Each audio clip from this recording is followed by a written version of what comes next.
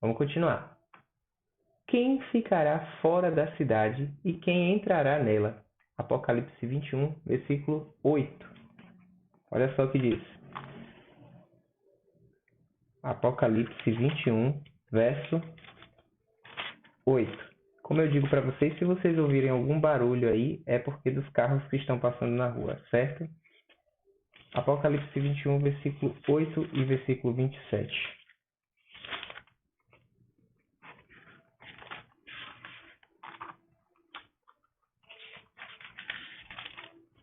Versículo 8 diz assim: Quanto, porém, aos covardes, aos incrédulos, aos abomináveis, aos assassinos, aos impuros, aos feiticeiros, aos idólatras e a todos os mentirosos, a parte que lhes cabe será no lago que arde com fogo e enxofre, a saber, a segunda morte.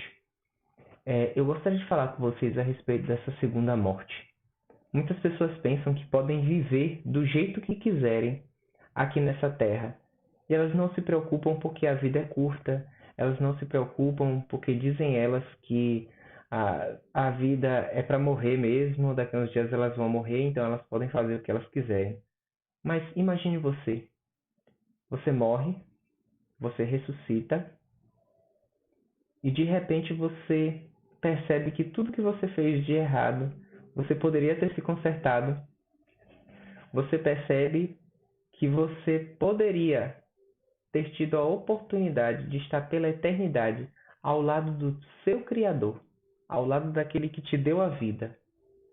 Mas você preferiu a morte. Como é que você ia se sentir? A segunda morte, creio eu, vai ser pior do que a primeira. Vamos continuar. Agora Apocalipse 21, mesmo capítulo, só que o verso 27 diz assim: Nela nunca jamais penetrará coisa alguma contaminada, nem o que pratica abominação e mentira, mas somente os inscritos no livro da vida do Cordeiro. Irmãos, não vai entrar coisa contaminada no céu. Não vai entrar nenhum mentiroso no céu. Não vai entrar nenhum ladrão no céu.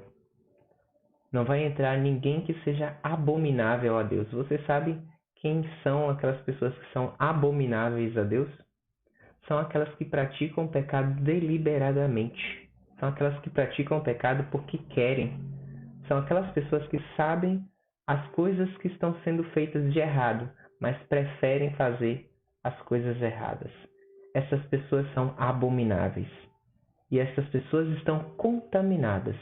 Agora, você me pergunta, Almerian, com o que elas estão contaminadas? Com o pecado. Imagine o pecado como se ele fosse uma tinta bem escura, certo? Vamos pensar que eu só consigo pensar, fazer alusão com o toner da impressora, certo? Algumas impressoras, as impressoras que a laser, se não me engano, tem esse tonerzinho com pozinho, né? Ou até mesmo as impressoras mesmo a jato, as tintas delas são difíceis de sair da sua mão caso alguma gota venha a cair sobre ela. Imagine um pecado como se fosse essa tinta. Difícil de tirar, difícil de lavar. Ele sai, assim como essa tinta também sai. Mas vai ser difícil de tirar.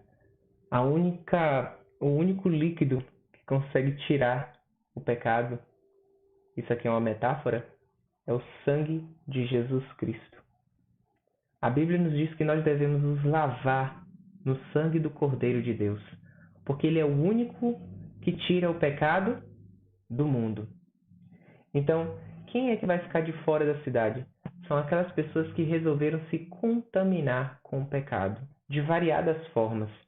Feiticeiros, idólatras, pessoas que praticaram coisas abomináveis.